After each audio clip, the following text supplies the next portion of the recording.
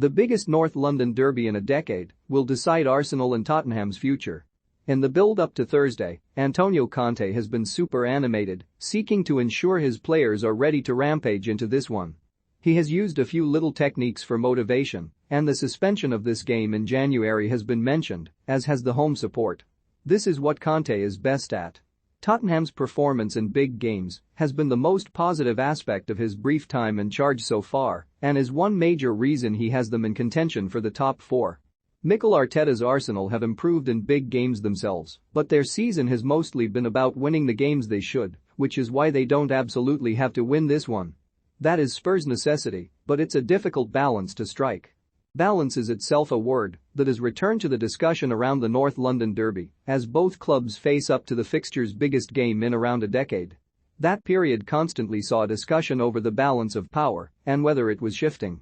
The reality was that individual fixtures probably never went so far to have that effect, with the fates of the clubs naturally down to greater forces.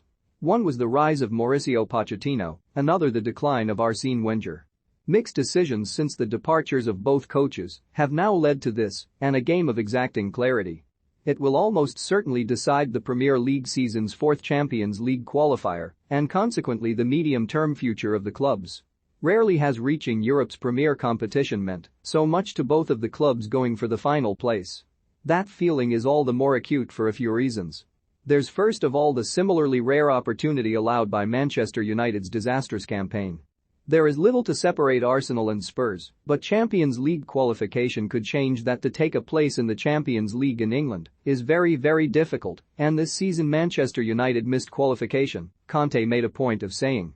Otherwise, in my mind, you start with the four teams at the top.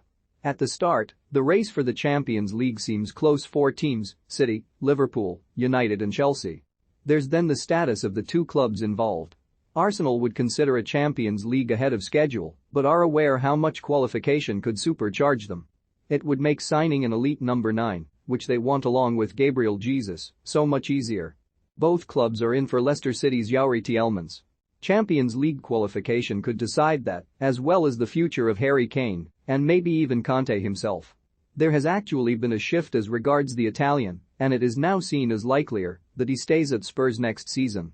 Kane has certainly been captivated by the manager in a way like none since Pochettino. Conte has rescued this season and resuscitated the club as a top 6 force. Spurs, in short, are a team to be taken seriously again. This is another edge to the game.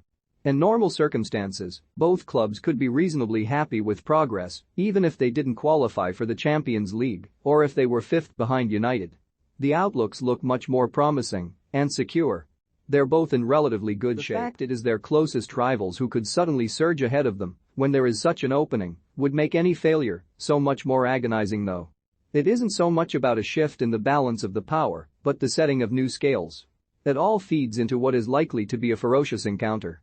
Antonio Conte has transformed Tottenham's season and thrives on these occasions. That certainly feels the case from the way the managers have been talking to their squads. Arteta, who saw his side come through big games against Chelsea and United in the last few weeks, was on Wednesday almost giddy with anticipation. When you have the opportunity to achieve one of your objectives in the season, you just cannot wait to play the game, because this is a job and the work you have done throughout the season to try to earn it, the Arsenal manager said.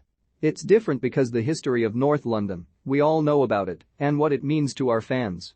After that, it's a football pitch with a lot of noise and a crowd that will be excited to support their team, and we'll have our fans as well for sure, 100% behind the team. This is something that shouldn't be forgotten in the build-up, but will be impossible to overlook once it starts. For all the talk of the past and the future, there's enough in the now.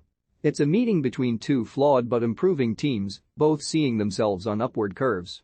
In that, for all of the understandable frustration at Spurs, it is set to be a much better game than the one in January would have been. Arsenal are in better shape than then, admittedly, but so are Tottenham, and arguably in a deeper way.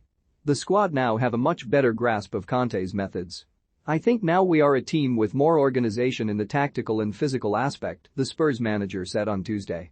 Now for sure this team has more football knowledge, and at that time, I arrived in November, and in only 1 month we tried to give a lot of information to the players. We had time to improve and to be a team stronger now than the past. Arsenal are meanwhile more confident in themselves, much more assured. The attacking flatness of Arteta's early days are gone. There's more verve to their play, the forwards are more capable of attacking at angles. Mikel Arteta's young side are ahead of schedule, but have a huge opportunity this season. Martin Odegaard and Bukayo Saka illustrate much of this. Arteta announced the latter is a doubt for Thursday, but this is typically seen as mind games within the Spurs training ground.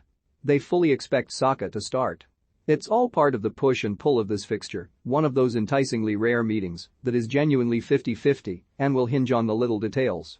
For all that Conte has roused Spurs for the big games, they also suit Arsenal because it means more space to run into.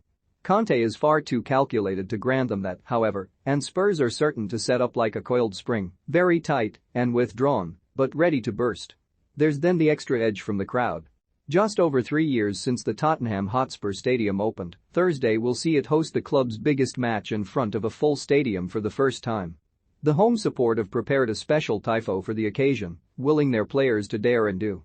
It is a rare moment of truth in the Premier League, a game almost certain to actually settle something. Both teams have been made fully aware of that.